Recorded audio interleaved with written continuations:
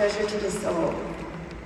This next one I love from the Look Up Child record. So this one's a little flashback. What is that? Flash from the past. There we go. It'll get there eventually. Little blast from the past.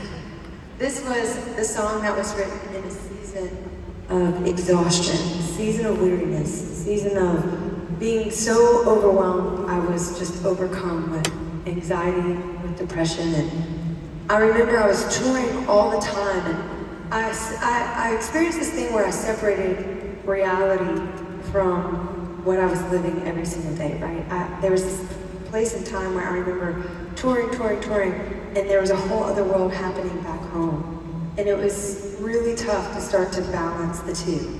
I was so early on in my career, and it was really fast. It was like a lightning bolt. And I remember just being in this process of saying, God, if this is what I'm supposed to do, you have to make a way. You have to show me how to do this, because I don't know how to separate expectation from the people that I love and the people of my career. Like, I don't know how to do this. Where you feel the weight of the world on your shoulders, but you don't know exactly how to manage it.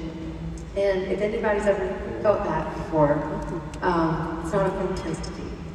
And I remember thinking, my back is backed up into a corner. I feel like I don't know exactly what it is to do to get out of this. If I stop music, there's a piece of my heart that breaks, but if I keep going forward, I don't think this is the way God intended it to be. Because why? His yoke is easy, his burden is light, and I was carrying so much heaviness. And I remember saying, Lord, I'm at the end here. I don't know what to do, but I know if I rely on you, you are the only way out. You are the only way. And we went into the writing room on one of my off days, of course, and I remember thinking, all right, what is about to happen? And we wrote one of the most soul-filling songs, I think, that I've written for I would say I didn't write it necessarily for myself, but it turned into one of those songs that God wrote through me to teach me a lesson as well. And I love those moments. It's a song that I treasure because every single night I have to sing it, right? And it's almost like his way of saying, I want you to remember this message. Remember who I am. I take care of the lily of the valley, the birds of the air. They don't toil, they don't labor, they don't spin, because I provide everything that they could ever need. And it is a gift to my soul to hear those words, especially when I was in this season of weariness. The other thing I love about this song is if you listen to the very beginning, you can hear thunder.